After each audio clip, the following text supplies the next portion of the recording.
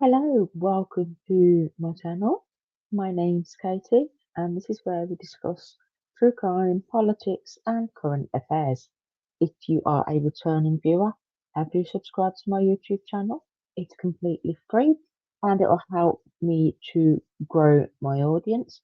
If you are new here, welcome. On the screen right now, you'll see my Substack. It's quite easy to find at Katie_pins. The links are all below. Feel free to go and subscribe. It's completely free to read. And we'll, without further ado, we shall start with some of the news headlines that caught my attention this week. So we will start with this one. Let me do what I want it to do. Yes, we are. Wonderful. Okay. Right to criticise Islam protected under British law court battle. Patrick Lee had previously been in a 4-year disciplinary process, and this was published today, Sunday, the 9th of November 2025. The right to criticise Islam is protected under equality law, a judge has ruled. Patrick Lee, aged 61, appeared at an employment tribunal hearing after a 4-year disciplinary process due to his posts on X that criticised Islam. He had called the Prophet Muhammad a monster and referred to Islam as backward, a country, a dangerous cult, the root of the evil, but the court has ruled that Islam's critical beliefs are protected under the Equality Act 2010. Mr. Lee, who is an atheist, will have a final hearing in February that will decide whether his posts on X were an expression of his protected belief and whether a regulator discriminated against him. He was found guilty of misconduct by the Institute and Faculty of Actuaries (IFOA) last April over 42 of his posts, which they said were either offensive or inflammatory or both, and that 29 were designed to demean or insult Muslims. Mr. Lee was banned from the body after being a member for 34 years and had to pay nearly £23,000 in costs. The IFOA argued that his views were not a genuinely held philosophical belief under Section 10 of the Equality Act, and that his true belief was substantially more extreme than pleaded. His posts were first reported in September 2020, when an unnamed executive officer at the IFOA flagged his social media for investigation. The UK charity Islamophobia Response Unit also submitted an external complaint a month later. The original tribunal found his posts breached the integrity principle of the Actuaries Code, as he had failed to show respect for others in circumstances where his conduct could reasonably be considered to reflect upon the reputation of the actuarial profession as a whole. One post from May 2020 that was flagged in the IFOA complaint said, "I would agree that the Islamic Republic is as dangerous as a virus and more evil. The virus is not sentient. But isn't Islam the real cause? Is a religion whose founder, according to its own sacred text, ordered people to be tortured to death, not evil?" Hashtag speak up about evil. He was responding to Masih Aliniyad, an Iranian activist who had called Tehran's regime a bigger virus than COVID. The atheist argued that his view that Islam, particularly in a traditional form rather than a reformed, modernized, moderate and westernized form, is problematic and deserving of criticism, was protected philosophical belief under the Equality Act. Mr. Lee claimed, "I'm not saying that all Muslims behave in a particular way, Not at all. I'm saying that without reform, Islam is incompatible in many ways with lots of our human rights, speaking to the Telegraph.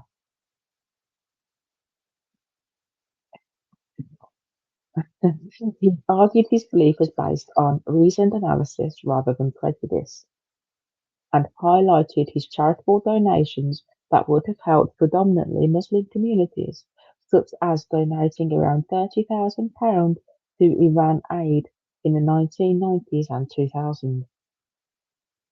Employment Tribunal Judge David Khan agreed with Mr. Lee in a written judgment on Monday, writing that Mr. Lee is, and was at all relevant times, critical of certain Islamic doctrines and practices, and not to individual followers of Islam or the Islamic faith/religion at large. His barrister, John Holbrook, acting pro bono, argued that he had beliefs that some may consider offensive and abhorrent, but they do not on any view seek to destroy the rights of Muslims. He said Islam critical was a reasonable and non-pejorative description of his client's belief. It is the first time a court has ruled that Islam critical beliefs are protected under the Equality Act 2010. The ruling comes as ministers are considering a reformed definition of anti-Muslim hate, which is expected to replace the term Islamophobia. While his belief was being qualified for protection, a final 7-day hearing in February will determine whether his posts were an appropriate manifestation of that belief. The judge said, however, I do not find that these tweets and the pleaded belief are mutually exclusive, nor incompatible. I find that the claimant's evidence in relation to these tweets, that he was inveighing against the offending doctrines and practices because they continued to be treated as authentic and officially sanctioned by Islamic leaders, was not inconsistent with the pleaded belief. A spokesman for the IFOA said under its Royal Charter, the IFOA has a responsibility to regulate the actuarial profession in the public interest. The IFOA's independent disciplinary process operates to ensure that the public has confidence in the work of actuaries and that the reputation of the actuarial profession is safeguarded. We acknowledge the decision of the Employment Tribunal at this preliminary hearing, but are unable to comment further while proceedings remain. That was longer than I expected, but there we go. So, the right to criticise Islam is protected under British law. Finally, this is obviously me talking, not the Daily Express. Any religion is up for criticism as far as I'm concerned, and hopefully this will enable institutions to go after people regardless of their religion, because it has been insinuated that some institutions won't go after Muslims who have committed crimes for fear of being called Islamophobic. Just an idea. But so that was the first one. The second one we are going to look at, just double check it's not as long as that one. No, good, because that was a longer post than I thought. This one, again from the Daily Express, reported today, Sunday, the 9th of November. Security guard raped woman in booth after she asked for directions. The security guard abused his position of authority to sexually assault a woman who asked him for help, police have said. There he is. Greater Manchester Police have arrested this person. No, the security guard has been jailed for 7.5 years after raping a woman who asked him for directions. Shazad Hagar of Pansley Road, Crumpsall, I assume in Manchester, was asked by the female victim for an alternate travel route to Manchester city centre after her tram was terminated earlier than usual On August the 10th, 2022, Mughal allowed her to use a toilet before sexually assaulting her in a security booth outside Emirates Old Trafford, according to Greater Manchester Police. His victim managed to flee the scene and called the force at 12:45 a.m. to report the rape. Mughal was sentenced to 7.5 years behind bars on November the 7th after being found guilty of rape and sexual assault by penetration. Detective Constable Luke Miller of the Serious Crime Division said the security guard had abused his position of authority to sexually assault a woman who asked him for help. I would like to thank the victim for reporting this terrible incident to the police and allowing us to conduct a thorough investigation, he added. Mughal claimed that the victim was advancing onto them whilst in the security booth and that he did not want to have any sexual activity with the victim, which was completely untrue. DC Miller also praised the victim for helping police to serve justice against the security guard, who will now spend a significant amount of time behind bars. Our officers will provide support and conduct through, our officers will provide support, conduct thorough investigations, and take firm action against offenders, he said. Your allegations will be taken seriously, and you will be treated with dignity and respect. Greater Manchester Police urge any other victim of rape or sexual assault to make a report to the police or a support agency, with Manchester-based organisations including St Mary's Sexual Assault Referral Centre and Greater Manchester Rape Crisis. The force can also be contacted by calling 101 or through the live chat function on its website. So what, 7 years was it? Let's have a look. 7.5 years. He'll get out in 3. Good behaviour. That's me talking, by the way, again, not because in the UK they tend to do that. They tend to get out on good behaviour, which, to be fair, in prison isn't that hard because there's no winning to fucking rape. Anywho, let's move on to the next one. This is another one that's just gonna make me angry. Yeah. So this is from LBC. Algerian sex offender shouts, "It's not my fault," as he's arrested after 3-day manhunt. Zarif, because I can't pronounce the rest of his name and can't be bothered, to be quite honest, a 24-year-old Algerian national, was accidentally freed from His Majesty's Prison Wandsworth on October 29th. Hmm. The foreign sex offender wrongly freed from Wandsworth Prison has been arrested. Sharif, a 24-year-old Algerian national, was accidentally freed from the London prison on October 29th and has been at large since. The sex offender was arrested in Finsbury Park, North London at around 11:30 today, which was the 7th of November. So this was a couple of days ago. Officers confirmed his identity and arrested him for being unlawfully at large. He was also arrested in suspicion of assaulting an emergency worker in relation to a previous incident. He said it was not his fault as he was arrested by Metropolitan Police officers in North London following his mistaken release from prison. Footage of the 24-year-old's arrest, captured by Sky News, showed him initially standing by the passenger window of a police van before officers arrested him, as a small group of people gathered on the pavement to watch, with some filming the scenes on their phones.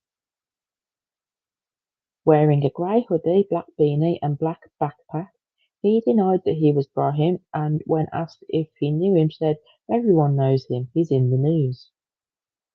Police began to handcuff his hands in front of him, telling him, "You're going to be placed under arrest on suspicion of being wanted because you look identical to the person released from custody. We're arresting you to prevent your disappearance from location and to prevent any further harm to individuals by your release." Police brought him to the back of the van and held up an image of Sharif next to his face, before uncuffing and recuffing his hands behind his back. Officers searched his backpack and found a laptop, umbrella, and wallet. Before he was put into the van, he turned to those gathered and said, "Look at the justice of the UK. They release people by mistake. After this, they, it's not my fucking fault." He has been taken into custody and the prison service has been informed. A Met Police spokesperson said officers have arrested Sharif, who was released in error from His Majesty's Prison Wandsworth on 29th October. Sharif was spotted by a member of the public in Black Horse Lane, Islington, just before 11:30 a.m. Officers responded immediately and he was arrested. Following the arrest, Deputy Prime Minister David Lammy said, "I can confirm Sharif has been recaptured and is back in custody. My thanks are with the police and staff at His Majesty's Prison Service who have been working around the clock. We inherited a prison system in crisis, and I'm appalled at the rate of releases in error this is causing. I'm determined to grip this problem, but there is a mountain to climb. That is why I have ordered new tough release checks, commissioned an independent investigation into systematic failures, and begun overhauling archaic paper-based systems still used in some prisons." Sharif most recently appeared at Westminster Magistrates Court in September on a charge of failing to comply with sex offender reporting requirements. He was serving time for trespass with an intent to steal, but has previously committed sexual offences. He is not an asylum seeker and entered the UK legally on a tourist visa in 2019. However, he overstayed and was in the initial stages of being deported, it has been confirmed. Mr. Lammy was briefed about the release on Tuesday night and faces questions over whether he misled MPs after he repeatedly refused to tell the Commons whether another foreign criminal was loose. The Deputy Prime Minister, who was standing in for Sir Keir Starmer at Prime Minister's Questions on Wednesday, repeatedly refused to answer questions about the incident. James Cartledge, the Shadow Defence Secretary, asked him 5 times whether any more mistaken releases had occurred. Cartledge asked, can he reassure the House that since Kabatu was released, no other asylum-seeking offender has been accidentally let out of prison? Lammy refused to do so, and said, "Let me just remind him that he was a Justice Minister that allowed our prisons to get to this state in the first place, and it's now for us to fix the mess that we've got into." However, he later responded by saying victims deserve better and the public deserve answers. This is David Lammy. This is the perpetrator being handcuffed, and his name is quite distinctive, so expecting him. So, this is me speaking now. If this person has had overstayed their tourist visa and they are a sex offender, they continue to commit crimes, the hell are we doing keeping him in this country? Why are we housing and feeding and watering him? Why can't we send him back home to Algeria? I do not care if he faces in Algeria. Thought about that before he came here and committed crimes. What do you think? Am I being too harsh? Am I not going far enough? Let me know in the comments. But we're going to go on to another one now. I'm just going to check how short this one is. It's not too bad. Okay. So again, LVC. BBC to apologise following claimed doctored panorama footage of Donald Trump misled viewers. This was reported 8th of November. The corporation is under pressure after the internal memo was leaked. I did read about this one, and I have written some bits about it for my Substack. They haven't been published yet, but they're in the works. The BBC will reportedly apologise after it doctored a speech Donald Trump made shortly before the Capitol riot, January 6, 2020. Samir Shah, the BBC's chairman, will write to the Culture, Media and Sport Committee on Monday to express regret over the way in which Mr Trump's speech was edited, it is understood. It comes after leaked internal memo. That's not written very well. It comes after leaked internal memo claims an edition of the flagship BBC programme broadcast last October spliced together two sections of President Trump's speech to supporters to give a misleading impression of what he actually said. The damning 19-page dossier said the Panorama episode completely misled viewers by showing the president telling his supporters he was going to the Capitol building with them to fight like hell. In reality, the president said he is going to walk with his supporters to peacefully and patriotically make your voices heard.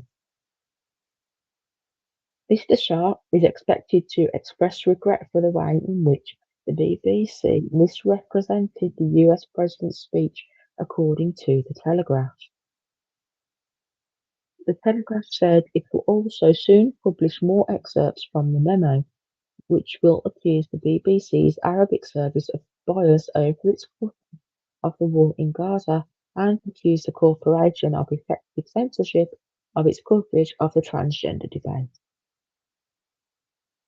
It is not clear what Mr Shah will say on Gaza coverage and alleged gender bias, but he may welcome changes to the management and oversight of BBC Arabic, the newspaper reports. Mr Trump and his administration have accused British taxpayers of being forced to foot the bill for a leftist propaganda machine. Caroline Levitt, the president's main spokesperson, told The Telegraph, "This purposely dishonest, selectively edited clip by the BBC is further evidence that they are total 100% fake news that should no longer be worth the time on the television screens of the great people of the United Kingdom.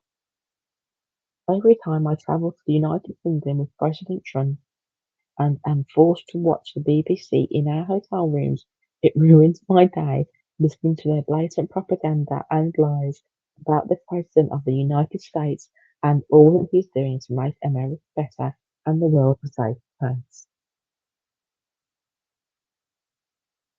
It came after Donald Trump Jr., the son of the president, blasted the BBC as being just as dishonest and full of shit as some news organisations in America. He posted online, "The fake news reporters in the UK are just as dishonest and full of shit as the ones here in America." The programme made last year explored Mr Trump's role in January 6 riots, when more than 1,000 of his supporters stormed the Capitol. Mr Trump was impeached for inciting an insurrection 1 week after the attack. He denied encouraging violence by falsely claiming the election was stolen and was later acquitted of the charge. After the week of damning revelations, Deborah Turnus, BBC News' CEO, confirmed in a letter to staff on Friday that the corporation's chairman will be responding to urgent calls for answers next week. She told staff members in a letter seen by LBC, the BBC chairman has received a letter from Caroline Dinich, the chair of the Commons Culture, Media and Sport Committee, seeking reassurance from the BBC. The chairman will be providing a full response on Monday, and this will be shared with you, but I felt it was important for me to come to you as CEO of BBC News before the end of the week. A BBC spokesperson said the BBC chairman will provide a full response to the Culture, Media and Sport Committee on Monday. This is me talking now, not LBC. That will be an interesting meeting on Monday. So there was something I saw that I wanted to address. Okay. Reality, the president said he was going to work with his supporters to peacefully and patriotically make your voices heard. So that big difference to, what they said. Right. So that was it. So the alleged gender bias in regards to reporting of the transgender debate, well, duh, we all knew that. And again, I do have a piece on that in draft over on my Substack. It'll be coming soon. And Mr. Trump said that British taxpayers are being forced to foot the bill for a leftist propaganda machine. I actually agree with Trump on that one. It's a shame. The BBC, it's paid for by the taxpayer. We pay a license fee for the BBC because it is meant to be impartial. Um, state kind of state funded. A lot of people don't pay their TV license either in protest or because they don't watch the BBC. And honestly, stuff like this, and also when they refer to men as women, makes me want to stop paying mine. But I do. I'm a good girl. I pay my TV license, and I hate it. But I enjoy some of their fictional content. So yeah, it's just a mind pondering. And we'll go to, speaking of BBC, we're going to go to them now for a couple of stories. Let me just see. This one's quite a long one, so I may just cut it short. It is in relation to a previous one we've just done. Two prisoners still at large after being freed by mistake in 2024. This is last year.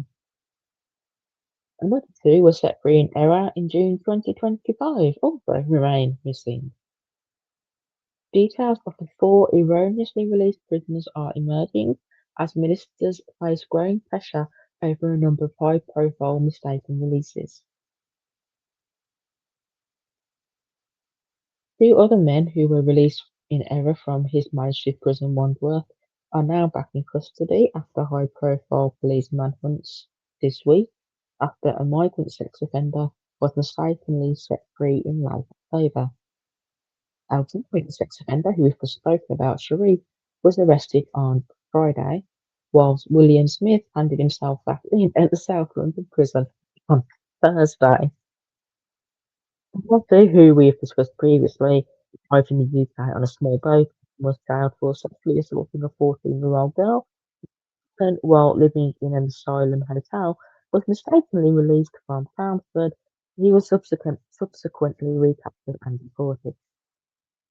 Some 262 prisoners in England and Wales were mistakenly freed in the year to March, up from 115 the previous year. The names of the four still missing, as well as why they were imprisoned and the reason for their mistaken release, remain unclear. The Ministry of Justice spokesperson told the BBC the vast majority of offenders released by mistake are quickly brought back to prison, and we will do everything we can to work with the police to capture the few still in the community. I'll stick to the story, I think, and come to my views. Earlier Shadow Justice Secretary Robert Fenrick had said the unaccounted prisoners revealed the incompetence of this government. It shouldn't be left to reporters to uncover the facts. David Lammy must finally come clean about how many prisoners have been accidentally released and how many are still at large. Lib Dem spokeswoman Jess Brown Fuller said every resource must go into finding the prisoners, describing the situation as a disgrace and omnishambles. The revelation that four wrongly released prisoners remain at large comes just hours after Sharif was arrested following his erroneous release. Now, we already know that story. We've just gone over it, so I'm going to skip that bit.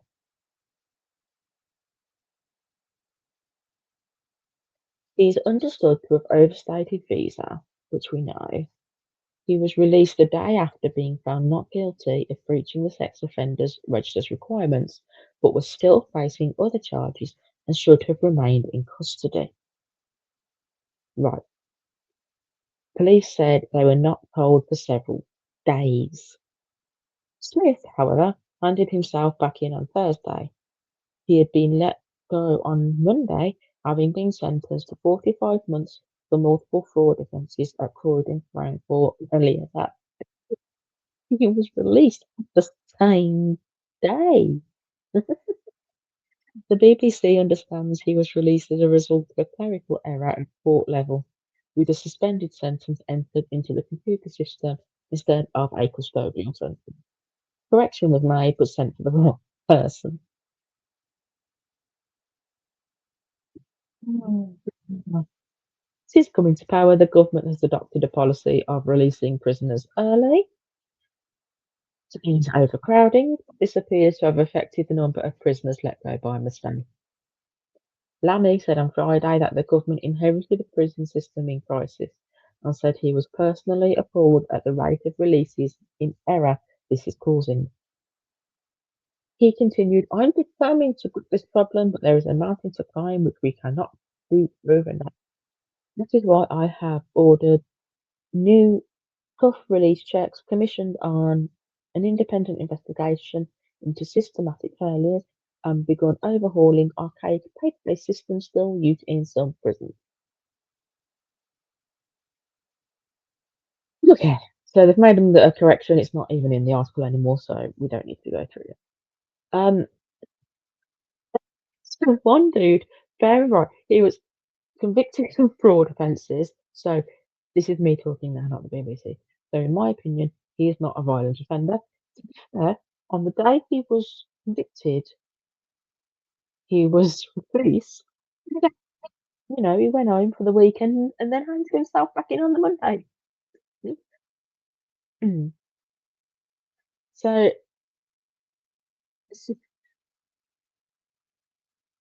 you can't even make this shit up.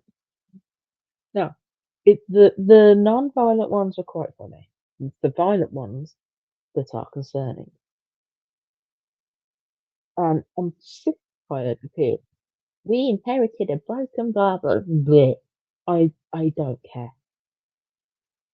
Stop blaming, stop point scoring, and start sing it. It's not that bloody hard, actually say, to attempt it. I'm not saying it's hard, it's easy to fix. It's clearly not. But it's not hard to admit your failures and try and Mr. Lammy. And finally, we're going to end on something that's a little bit of a little bit of a giggle.